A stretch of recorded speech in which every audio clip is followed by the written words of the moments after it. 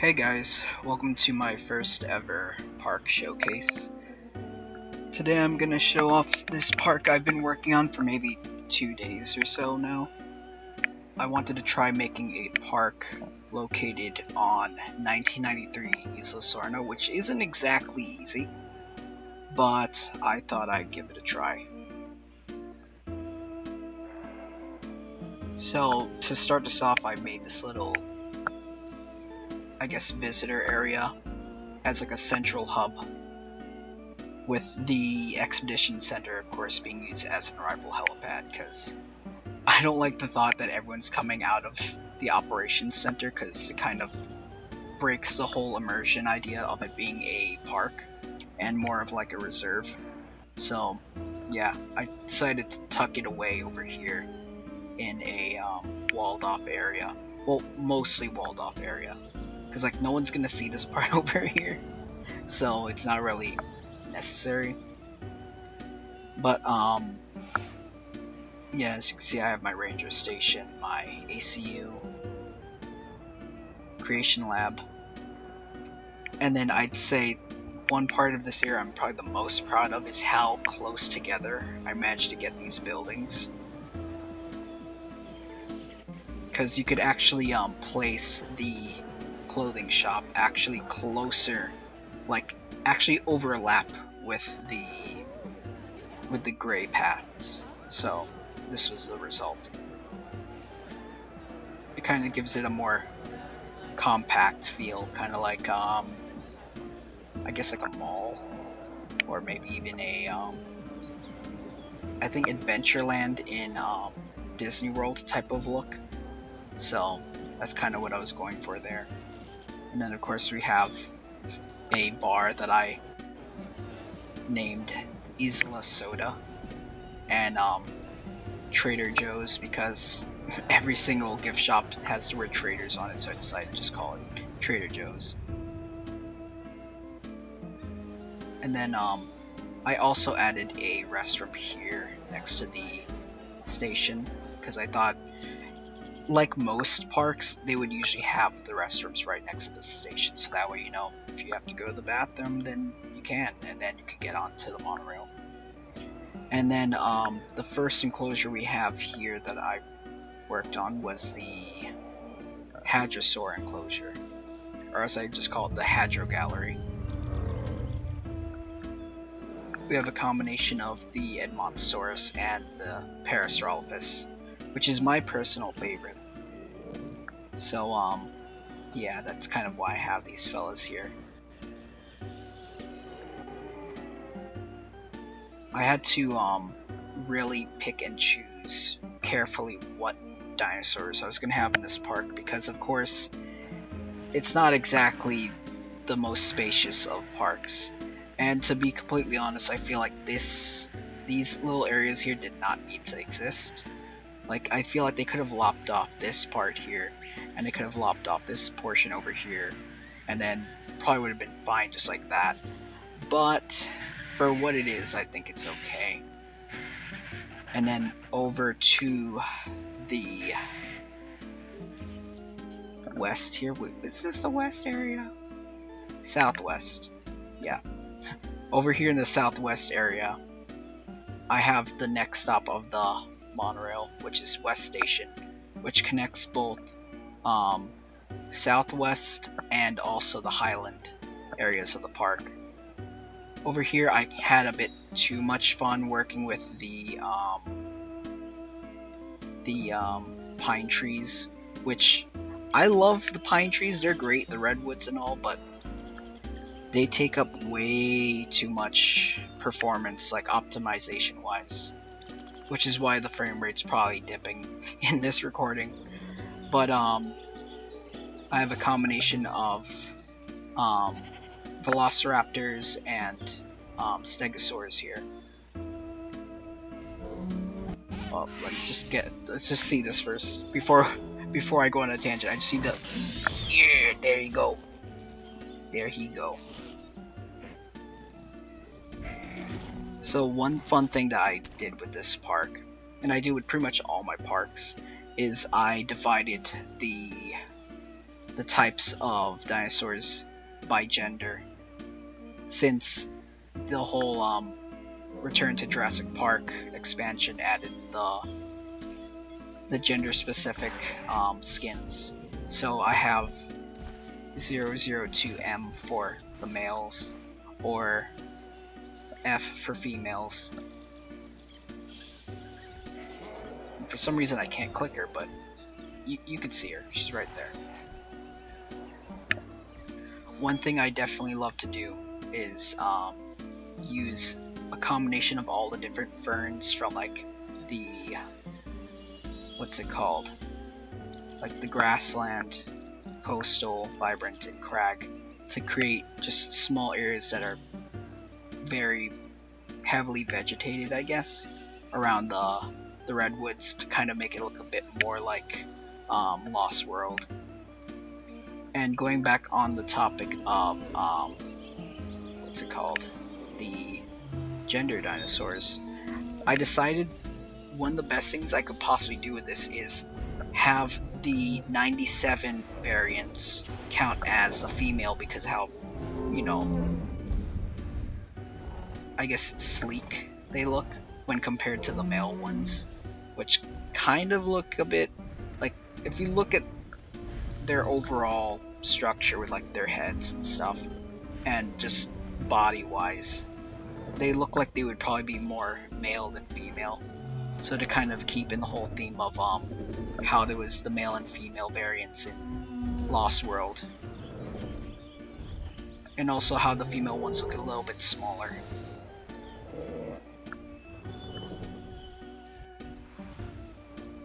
It's definitely a fun little thing that I like to do in order to add more depth to the game.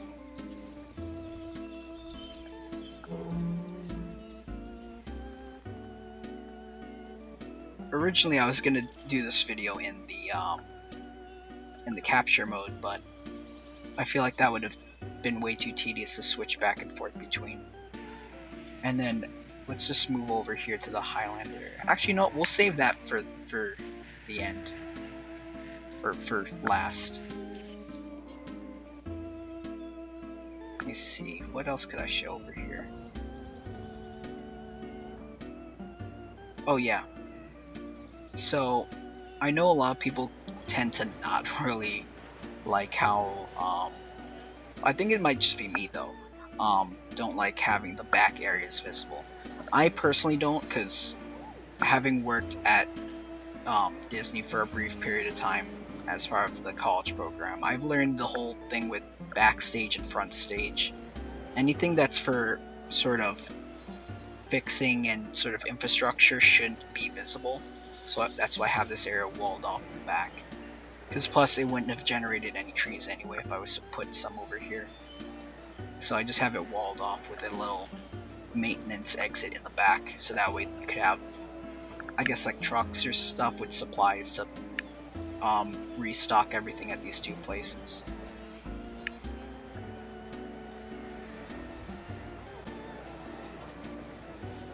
Also, I kind of had way too much fun with wordplay with the names of my guest facilities. I call this fast food restaurant Los Cinco Hombres as a reference to Five Guys. So yeah, five deaths, five guys. And again, here are my Parasaurolophus and where are the Eddies? Where are they at? There they are. I don't know if it's just me, but I feel like they tend to keep away from the Parasaurolophus. Like, they're their own little, I guess, clique.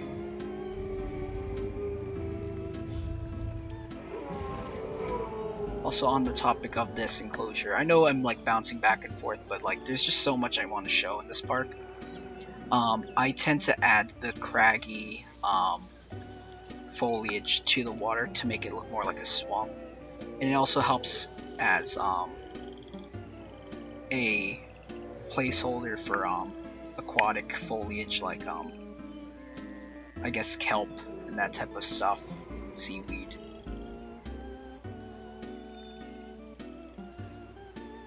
Visibility wise, I also try to keep it, like I know this shouldn't be really a necessity in a park where it's just supposed to look nice, but that's just me.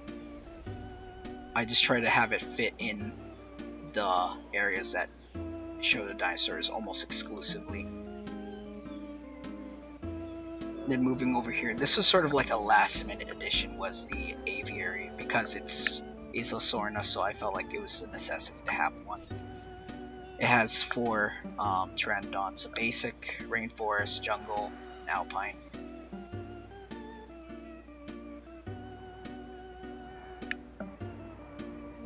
Originally I was going to have a path that went over here, but I decided against it because it would have been awkward having another path that goes behind the building, and also would have shown more of the maintenance area that I personally don't like showing off when there's guests in the park.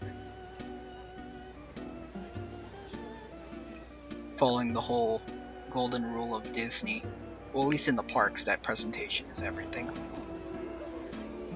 And then of course going back here, we have again the central station. So working our way from there, we'll go over to the, was it the south station? No, the east station. East station being the right side of the island, or at least of this park. And I have my first hotel being the High Hide Hotel, of course being a reference to the High Hide from Lost World. And then we have Benihana here. I think it was a Benihana in the movie in Jurassic World, and Dave & Buster's also being the actual name of the building in Jurassic World. And the gift shop over here being named Universal Gifts as a reference to the actual gift shop design that they have for the Jurassic theme in Universal in California. So if you ever want to see this building actually in real life, you could actually see a replica of it in Universal Studios Hollywood. They have one of these. Though it's kind of odd because it's located in the it's located on the equivalent to Main Street that they have in Universal Studios. And this one I just kind of named it Banana Republic. I think it was one in the movie in Jurassic World. It was a Banana Republic. So yeah. And over here we have the Pachycephalosaurus enclosure, where you could get a pretty decent view of them.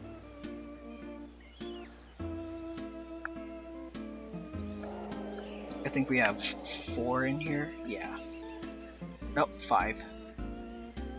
Again, like the other area, I try to have all the foliage kind of focused and concentrated in the areas that have the redwoods, mostly for presentation, to make it look more like Isla Sorna in Lost World. Also, going back to the whole thing with presentation for my parks, I had this area back here concrete instead of the reinforced steel, so that way you don't have guests seeing the back area from the monorail. And also kind of a way to be sort of conscious of, I know you can't really see them in the game, but if there were park workers actually going about doing their stuff to keep things maintained, I have a feeling they wouldn't want to be too close to the dinosaurs, especially by the fences. So that's why this area is kind of concrete instead of the steel. Also, a bit of a fun bit of trivia: you can actually place the restrooms sideways on paths if they're close enough to the path. Kind of like how I said this one overlaps, because the collision here doesn't actually count until it's actually on the path. Let me see if I could actually show it here, since I'm already here anyway. Oh, there goes the lag for opening up a brand new building. There you go.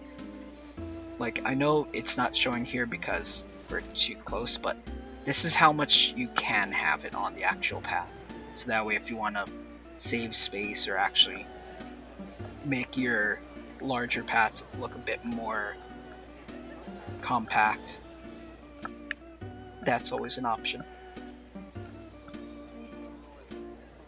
And before we move on to the next area, let's see, was there anything else I wanted to show? Oh, yeah, I actually added a footpath here because I know a lot of people like to have areas of their parks that are almost exclusively connected via monorail. I would do that, but I also like giving the option for people to hike on the paths. I had thought before about adding a restroom as a sort of rest area along this large hike, but turns out there isn't enough room for that. So I just decided to leave it as probably the most extensive and painful walk you're probably ever going to go on if you were to visit this park.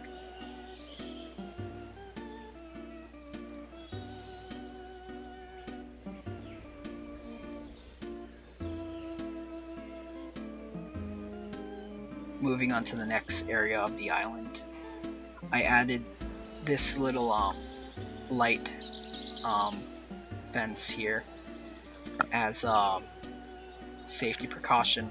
I don't know if it's just me, but if I was to walk along a path here and be this close to, was that maybe about 100 stories, maybe 200-story drop, I would not want to have just an open length between me and that.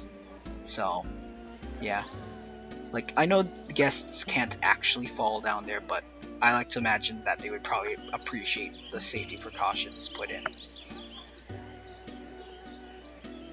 Also, to keep this area from looking too empty and too flat, I added some rocks here.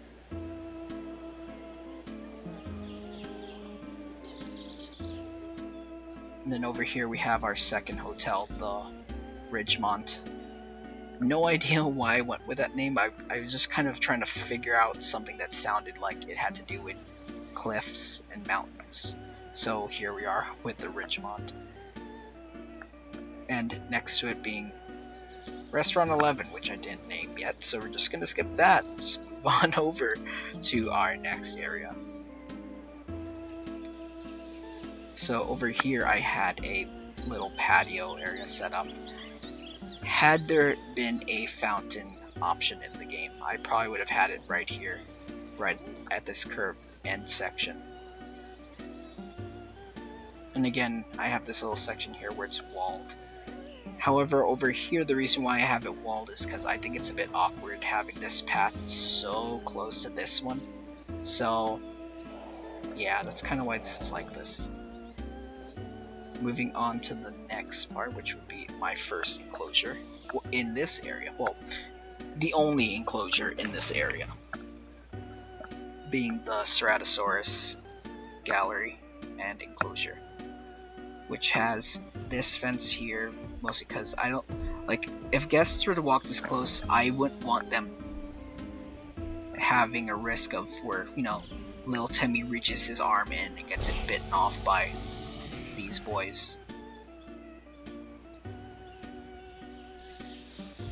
This area was kind of tricky to work on because when I'm working on enclosures for my dinosaurs, I try to make them look like they're based on their actual paleo ecology and basically just how the environments that they were actually found in, or what they were believed to have lived in. So this area is kind of swampy, tropical looking. If there was a sand option, I probably would have made it look more like a desert, but we're just going with a sort of marshy, swamp looking desert. Well, not desert, but you get what I mean. Just a sort of marshy area. Goat feeder and the extended feeder, even though they're set to be unlimited. I just like keeping those things in mind as a bit of a, I guess, animal courtesy.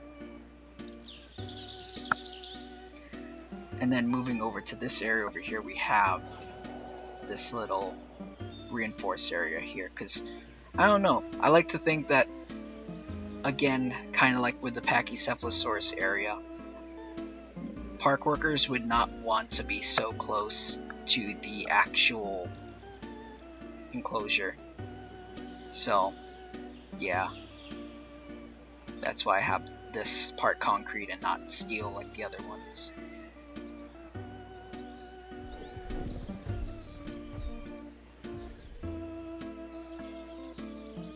And then moving back up to the central area, I added more of these little safety rails.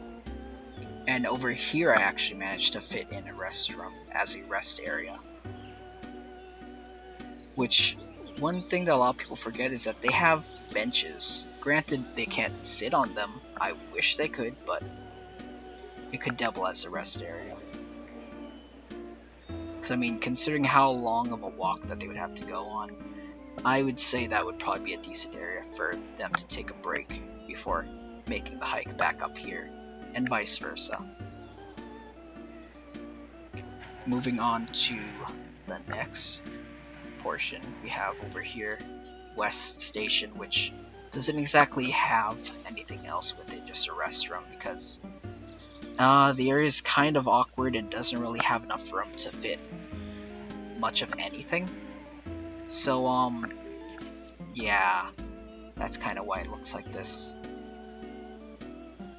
Though I tried to make the most out of it by adding gravel to make it look kind of like a landslide type of area.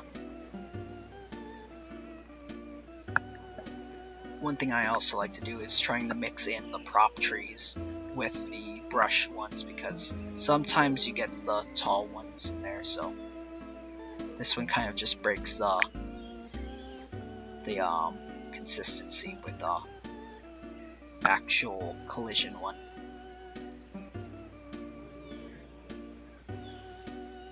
Moving our way up here, we have the last part of the park, which is these two enclosures. This one's just sort of a general Jurassic tour based on the dinosaur recovery scene from Lost World, where they're all driving alongside the dinosaurs stampeding. And it has Gallimimus, Mamenchisaurus, and I think also Compes and Corythosaurus. Yeah. As a little bit of an homage to the whole notepad scene where, what was his name? Roland Tembo was trying to look for dinosaurs on his itinerary and couldn't pronounce the names of them, and Cryptosaurus was one of them. As for the Compes, they're in here, they're just very, very difficult to find. They're probably around here. Oh, there they are. They're just very hard to spot.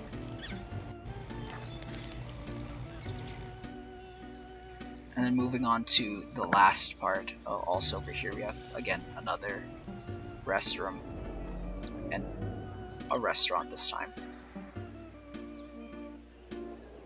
So this here is probably the biggest highlight of the park, being my T-Rex enclosure, which was based on the design of the fences in Operation Genesis, because I found out that you could actually stack the perimeter fences to make them thicker. So I might actually even try replaying the game with the knowledge that I have now, because who knows, maybe this could actually keep a Indominus in and not actually, well, at least it would bite sometimes, so it'd have to break through every single layer. But yeah, the trick that I had with this was, on this side I kept it reinforced, and instead of making this smaller part reinforced like the other one, I decided to keep it with a light cable to make it look like it's just connecting this electrified portion to here, like a power source. And then going back over here again. As you guys probably saw, there's 2 gates, so yeah, just a bit of reinforced protection. So if they were to break through one of them, there would still be a second one.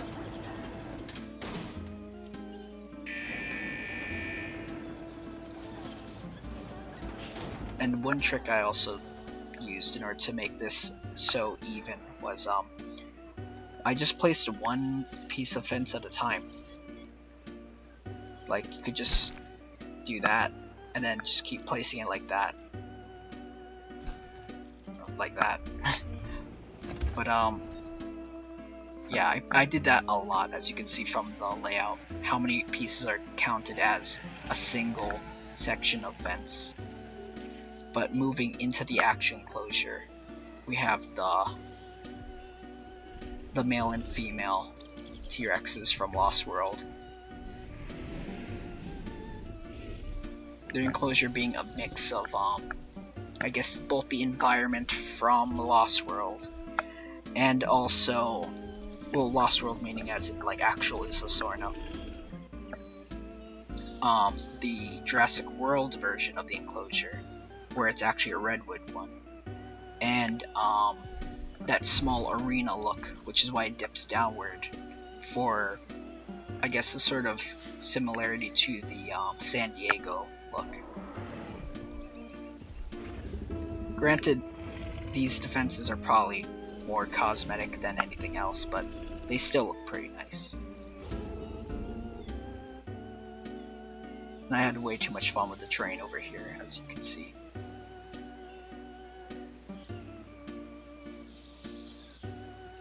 There's a goat up in here somewhere. Oh, there he is.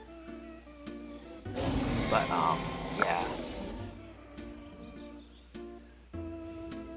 Also, this area, now that I think about it, kind of looks like the narrow paths that were going to the actual T-Rex nest in Lost World, which was kind of unintentional, but coincidentally fitting. So, yeah, came out pretty nice. And the ultimate irony here, well, not really an irony, I wouldn't say. I'd say it's probably more of a very fitting situation where the female one ended up being the alpha. So, yeah. Got the lady in charge here. I also, yeah, I mixed this one tree in here for a bit of variety, so it won't just be exclusively the, redwoods. Oh, they're gonna argue again. Let's head out of there before it gets too nasty. Over here I decided to add this little, light cable section, just, as decorative pieces. And then, over here we just sort of have the shelter and another gift shop. Nothing too extravagant. I didn't even name it yet, but it's there. And then, of course, one thing that's usually a bit of a problem is working with the path tools. So over here it was orange, and then by the time I got over here I forgot, oh yeah, you can't actually mix the path types without them looking weird. So yeah, because if I was to do this, it would look weird, and then over here, yeah, you could kind of see what happened as to why I didn't do it. How it tends to clip like that.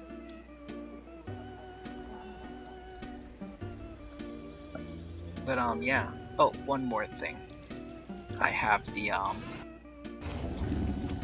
Jurassic Park 3 variants of the Brachiosaurs in this enclosure, just so that way there are Brachiosaurs in the park. But I went with the, I think this is the A variant of the 2001, because it looks like the one from Operation Genesis, so that's why we have this fellow here.